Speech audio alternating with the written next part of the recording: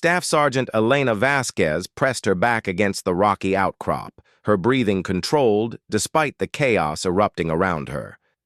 The Taliban fighters had them pinned down in the narrow valley, and the extraction helicopter that was supposed to pull her team out had taken a direct hit from an RPG. Black smoke poured from the burning aircraft as it crashed into the mountainside, taking their only way home with it. "Rodriguez is down!" Corporal Mitchell's voice crackled through her earpiece. "We need to move now."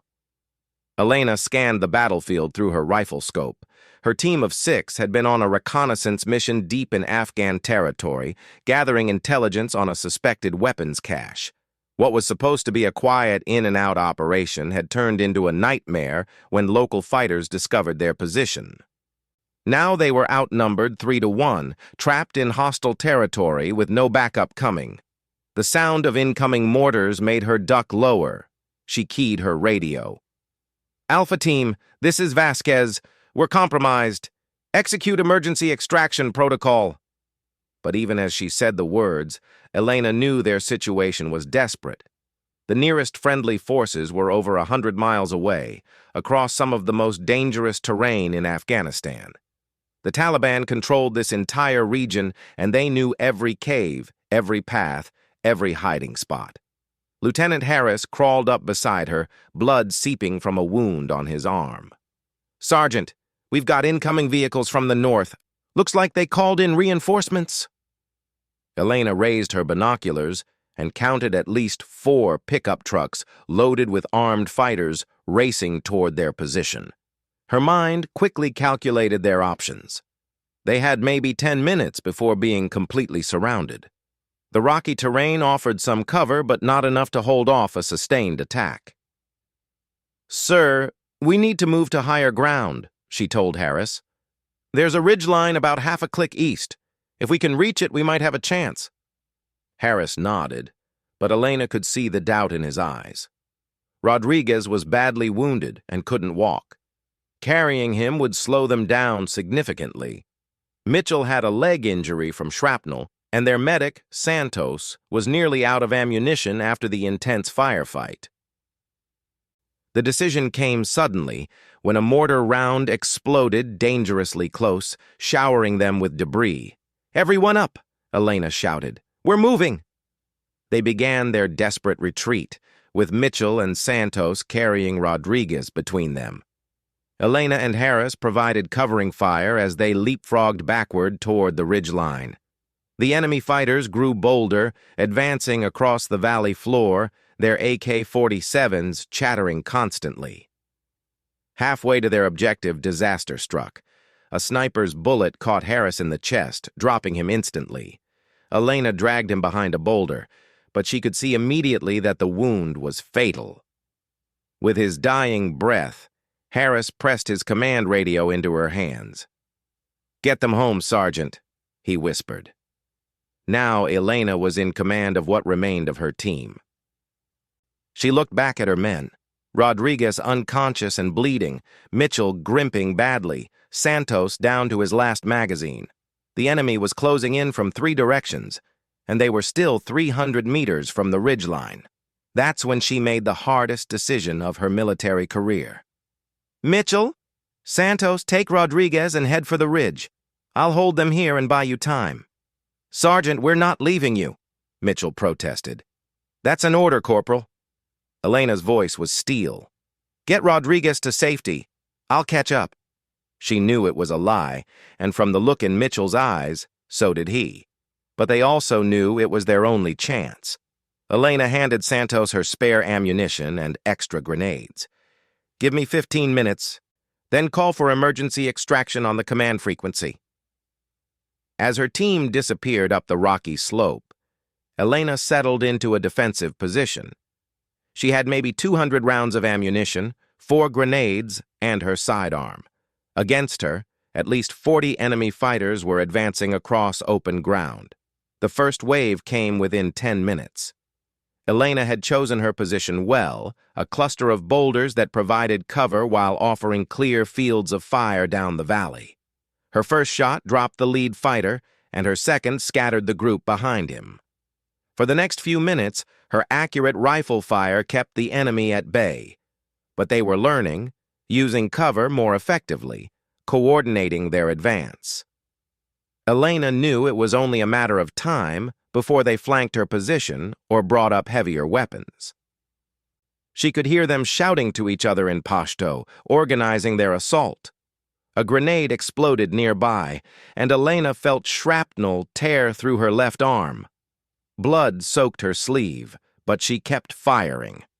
Another wave of attackers rushed her position, and she threw one of her own grenades, the explosion buying her a few more precious minutes. Her radio crackled. "Vasquez, this is Mitchell. We've reached the extraction point. Helicopter is 30 minutes out." 30 minutes. Elena looked at her remaining ammunition, less than 50 rounds. She wouldn't last half that long. "Copy that, Mitchell. Tell Rodriguez he owes me dinner when we get back." She didn't key the radio again. Instead, Elena focused on making every shot count. The enemy fighters had learned to respect her accuracy, but they were being methodical now, working in teams to advance under covering fire. When they finally overran her position, Elena was down to her pistol. She dropped 2 more fighters before a rifle butt struck her in the head and darkness claimed her. She woke up hours later, tied to a wooden post in what appeared to be a cave complex. Her head throbbed, and her left arm was stiff with dried blood. But she was alive, which surprised her. The Taliban weren't known for taking prisoners, especially not American Special Operations soldiers. A bearded man in traditional robes approached her. He spoke English with a heavy accent. "You are the one they call the Ghost, the female sniper who has killed so many of our brothers."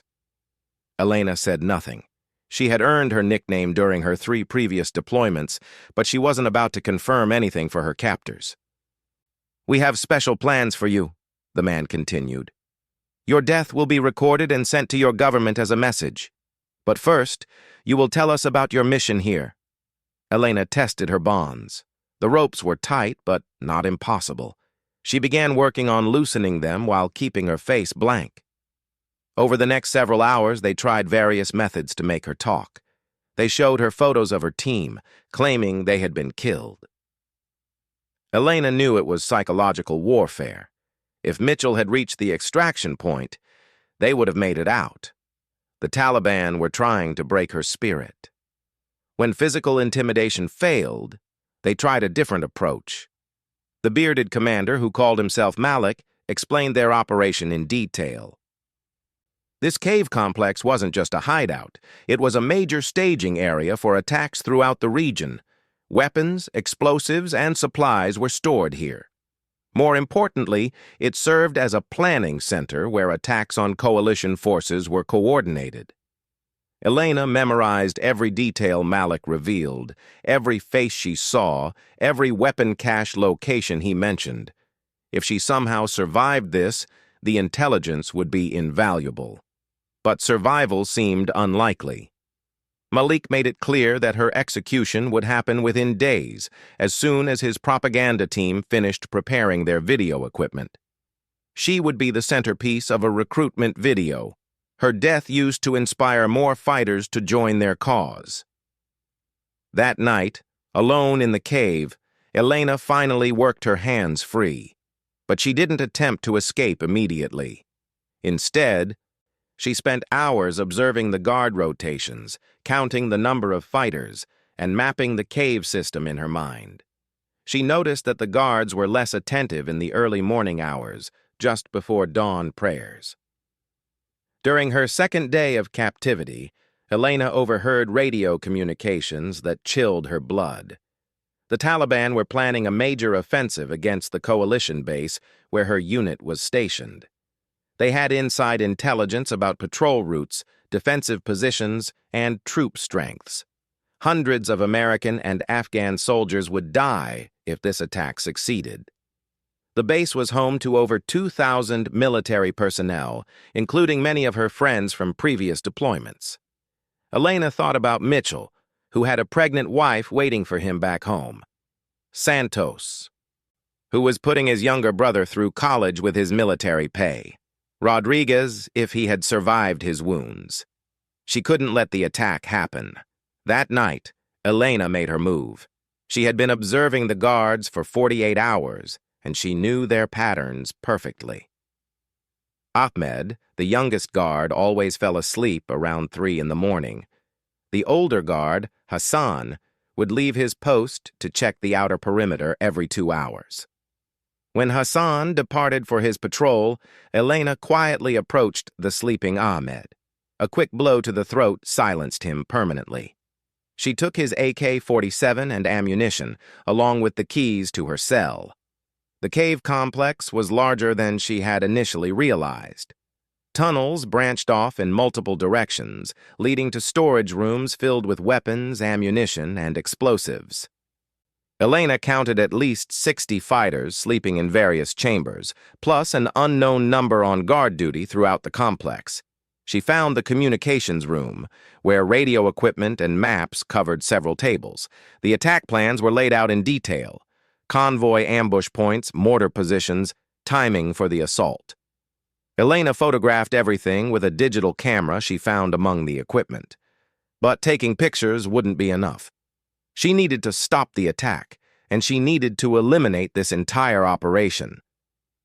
Elena began formulating a plan that seemed impossible even to her. A single operator against a fortress full of enemies. She had advantages they didn't know about. Elena had cross-trained with explosive ordnance disposal teams and knew how to improvise demolitions.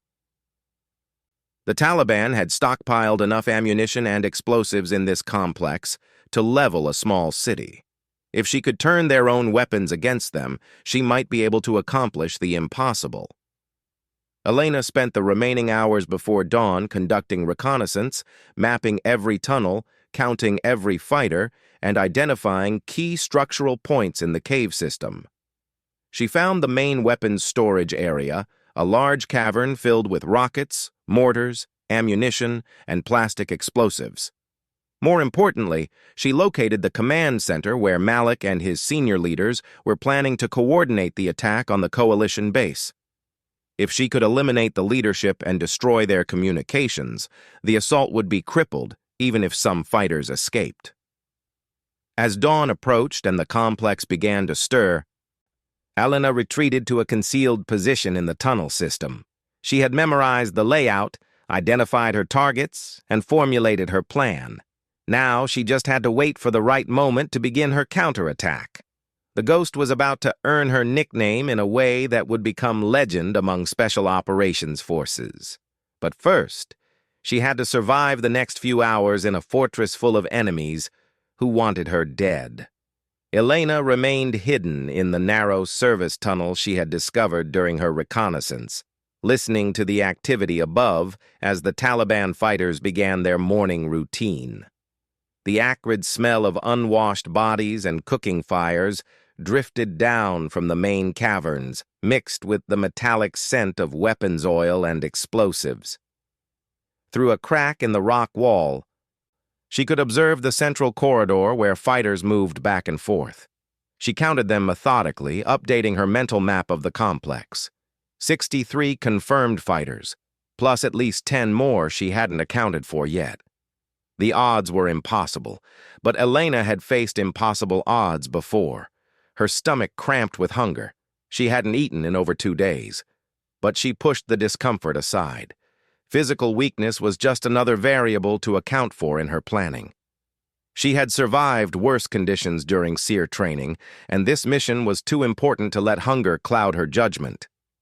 The first phase of her plan required patience.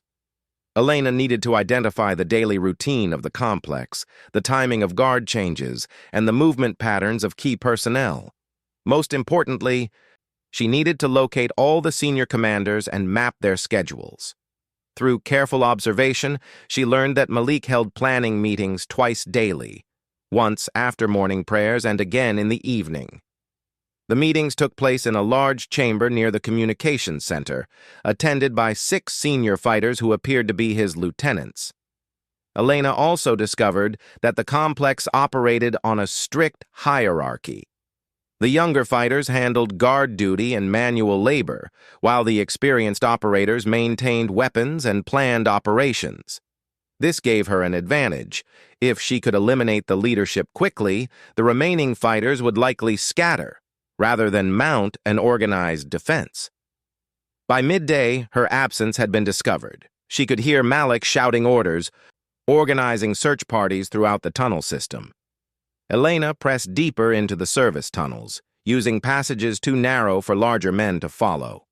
Her compact frame, which had sometimes been seen as a disadvantage in her military career, now became a crucial asset. The search continued for hours, with increasingly frantic voices echoing through the caves. Elena used the noise and confusion to her advantage, moving through the tunnel system and gathering supplies. From an unguarded storage room, she acquired additional ammunition, a tactical knife, and most importantly, several blocks of C4 explosive with electronic detonators. She also found something unexpected, a cache of American military equipment that had obviously been captured from previous operations. Among the items was a night vision monocular, still functional, and a tactical radio that might be compatible with coalition frequencies. Elena tested the radio carefully, keeping the volume low, and discovered it could receive transmissions from the nearby base. What she heard made her blood run cold. The Taliban attack was scheduled to begin in 18 hours. Coalition intelligence had no idea what was coming. The morning patrol would be ambushed at precisely 0600 hours, followed by mortar attacks on the base perimeter. While defensive forces responded to the diversions, the main assault would strike the weakest point in the base defenses. Elena knew she was running out of time. Her original plan to escape and warn the base was no longer viable. Even if she could somehow fight her way out of the complex, she would never reach friendly forces in time. The only way to stop the attack was to cripple the Taliban operation from within. She began setting charges in the main weapon storage areas, working with the careful precision of a bomb disposal technician.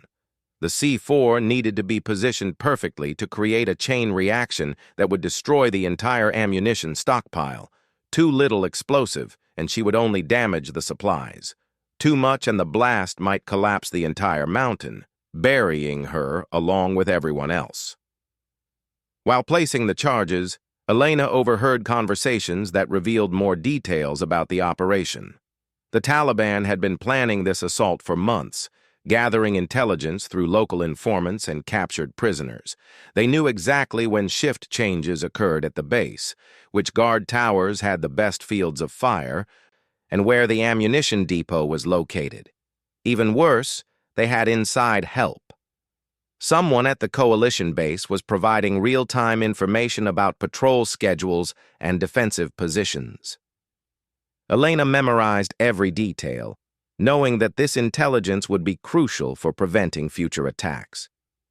As evening approached, Elena positioned herself near the communications center. The complex's daily rhythm was predictable now. Guards became less alert after sunset, and the senior commanders gathered for their evening planning session. This would be her opportunity to strike. She waited until the meeting began, then moved through the tunnel system to position charges at key structural points throughout the complex. The explosive charges were connected by detonation cord, creating a network that would bring down critical sections of the cave system when triggered.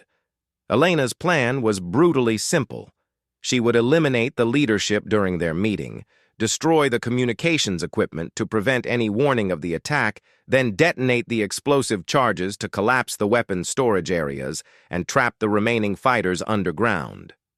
Without leadership, communications, or weapons, the planned assault on the coalition base would never happen. But first, she had to reach the command center alive. The approach required her to traverse nearly 200 meters of occupied tunnels, passing guard posts and sleeping areas full of armed fighters.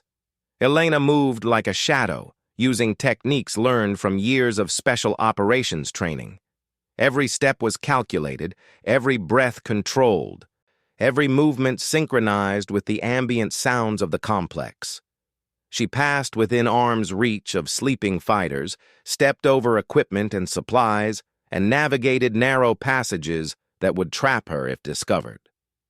The stolen night vision monocular gave her a crucial advantage in the dark tunnels, allowing her to avoid obstacles and threats that would have been impossible to see otherwise. Twice, she had to eliminate sentries who stood between her and her objective. Each kill was silent and efficient, the bodies hidden where they wouldn't be discovered until morning. Elena felt no satisfaction in the deaths. They were simply obstacles to be removed in service of a larger mission. As she approached the command center, Elena could hear Malik's voice discussing the final details of tomorrow's attack. He was reviewing the timeline with his lieutenants, confirming that each element of the assault was ready. Radio checks with external units confirmed that fighters positioned around the coalition base were in place and awaiting orders. Elena checked her watch. 21:30 hours. The attack was scheduled to begin in less than 9 hours, and she was the only person who could stop it. She positioned her remaining explosive charges around the communications equipment and prepared her weapons for the assault on the command center. The room contained 7 fighters, including Malik, all of them armed and experienced.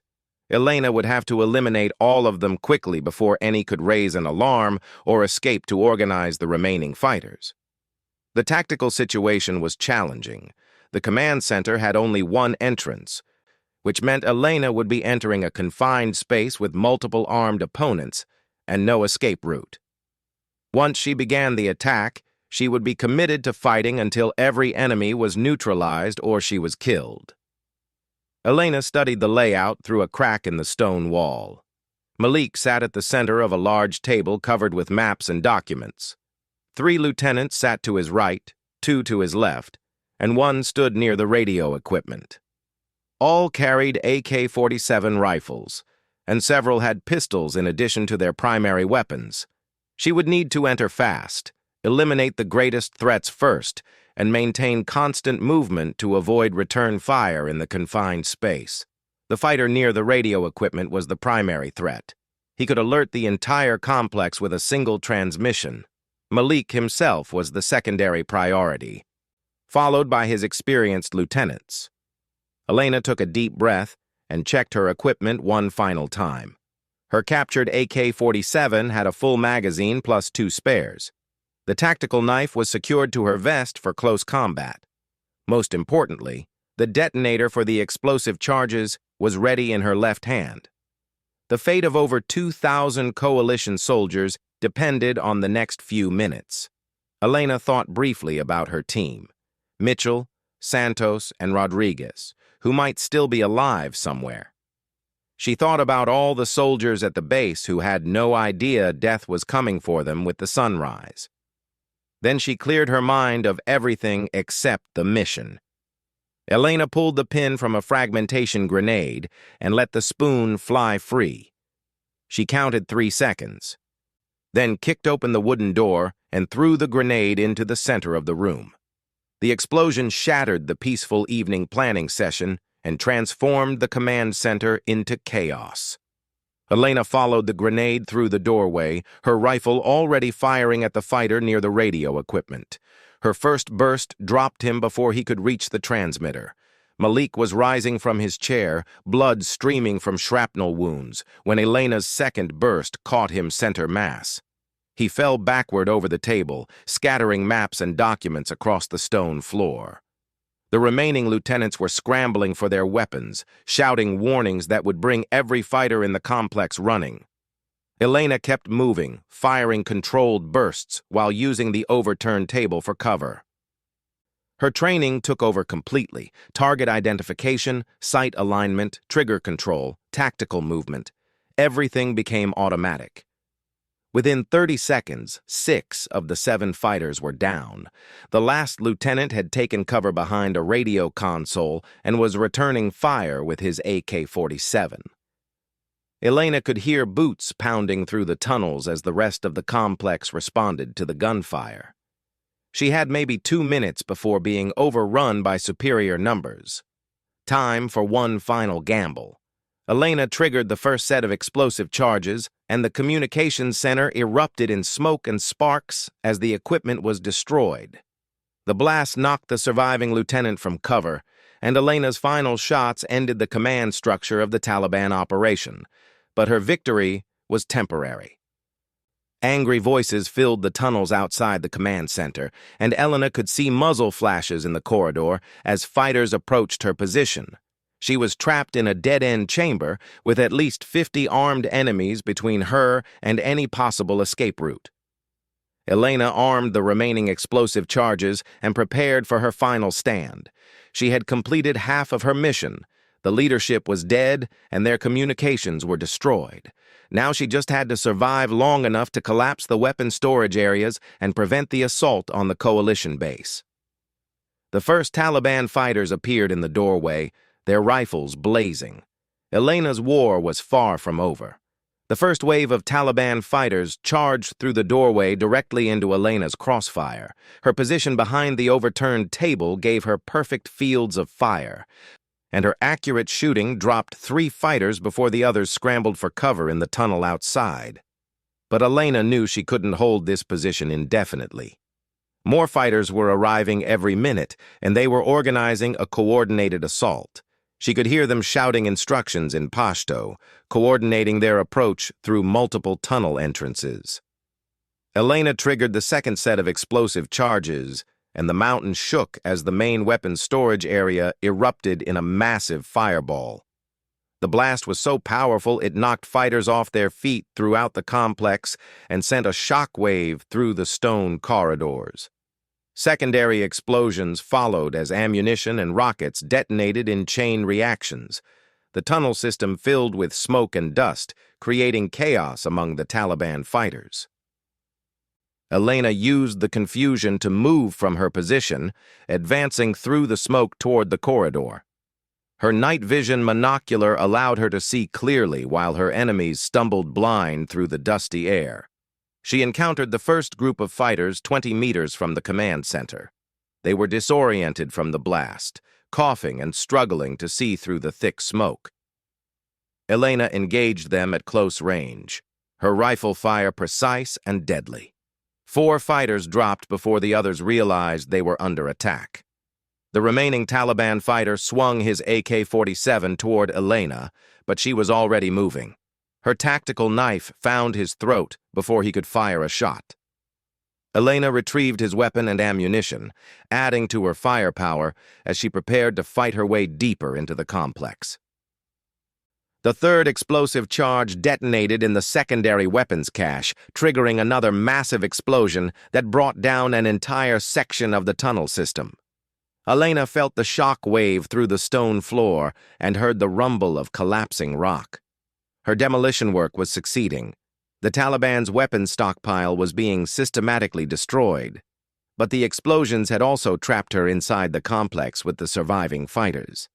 Several tunnel exits were now blocked by fallen rock, and the main entrance was controlled by Taliban forces who were regrouping after the initial chaos. Elena moved through the smoke-filled tunnels, using her superior vision and knowledge of the layout to hunt the remaining enemies. She encountered them in small groups, fighters who were separated from their units and struggling to navigate through the damaged complex. Each engagement was brief and decisive. Elena's special operations training gave her overwhelming advantages in close-quarters combat. She moved like a ghost through the tunnels, appearing from the smoke to eliminate isolated fighters before disappearing again. Near the sleeping quarters, she found a group of 6 fighters trying to organize a counterattack. They had established a defensive position and were calling for reinforcements over their radio. Elena couldn't allow them to coordinate the remaining fighters. She approached from above using a damaged section of ceiling to gain elevation. The fragmentation grenade dropped into their midst before any of them realized the danger.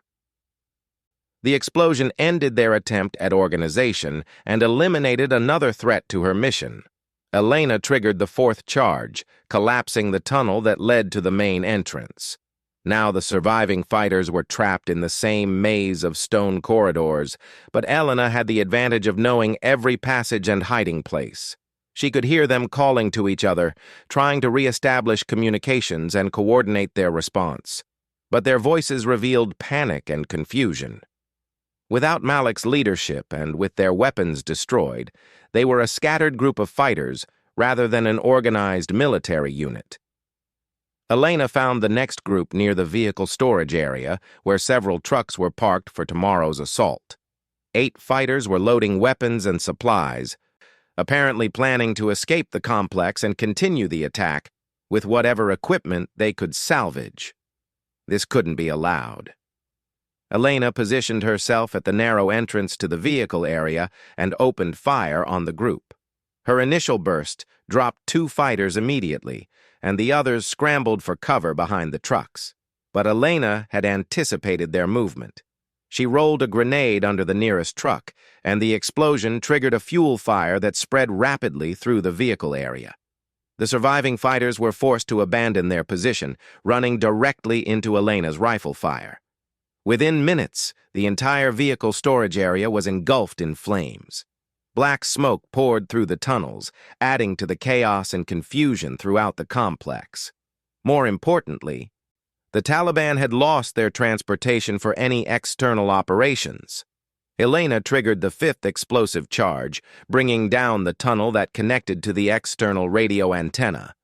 Now the Taliban had no way to communicate with their forces positioned around the coalition base. Even if some fighters survived, they couldn't coordinate the planned assault. She was down to her last magazine of ammunition and running low on grenades, but Elena had accounted for this in her planning. The complex contained numerous weapons that she could acquire from eliminated fighters. More importantly, she had achieved her primary objectives. The leadership was dead, communications were destroyed, and the weapons stockpiles were eliminated. But the mission wasn't complete until every potential threat was neutralized. Elena moved systematically through the remaining sections of the complex, hunting down the scattered survivors. She found them hiding in storage rooms, barricaded in side tunnels, and huddled in collapsed sections where they thought they were safe. Each encounter followed the same pattern. Elena used her tactical advantages, night vision, superior training, and knowledge of the terrain to approach undetected. She struck quickly and moved immediately to avoid any coordinated response. Near the water storage area, she encountered the largest group of survivors, 12 fighters who had established a defensive position and were determined to make a final stand. They had positioned themselves well, with good fields of fire and multiple escape routes. But Elena had been trained to assault fortified positions, and she had advantages these fighters couldn't match.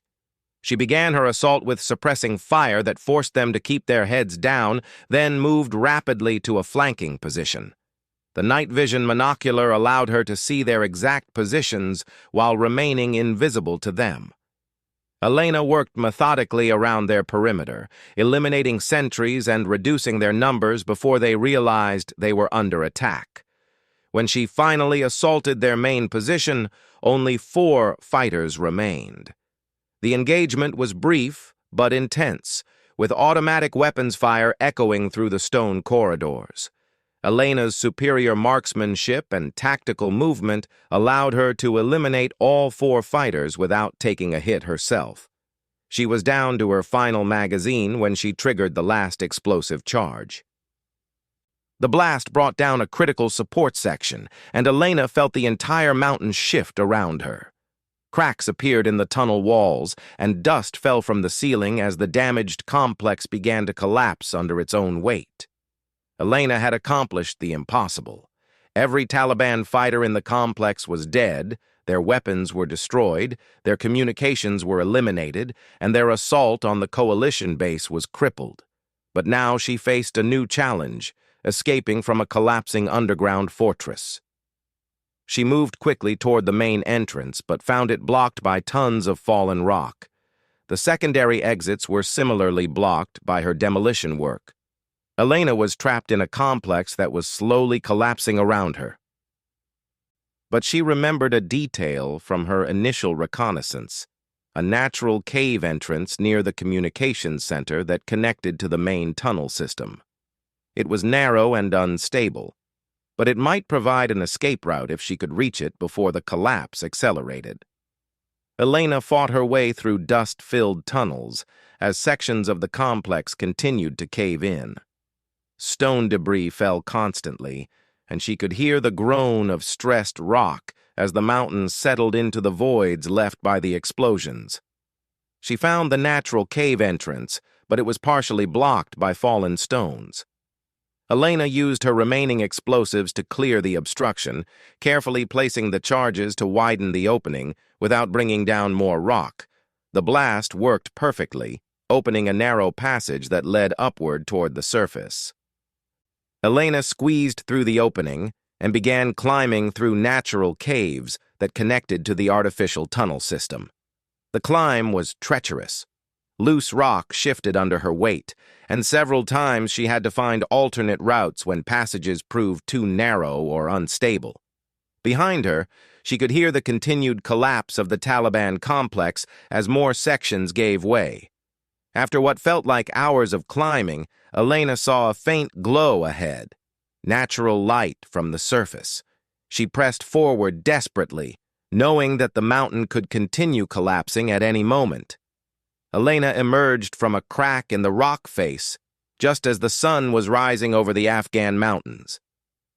Behind her, the entire peak where the Taliban complex had been located was settling and smoking. Dust clouds marked where underground chambers had collapsed, and the mountain's profile had actually changed as the internal structures gave way. She activated the emergency radio she had acquired from the Taliban equipment and broadcast on coalition frequencies. Any station, this is Staff Sergeant Elena Vasquez, call sign Ghost. I am alive and need immediate extraction. The response was immediate. Ghost, this is Bagram Tower. Confirm your identity and location. You have been listed as killed in action. Elena provided her authentication codes and GPS coordinates.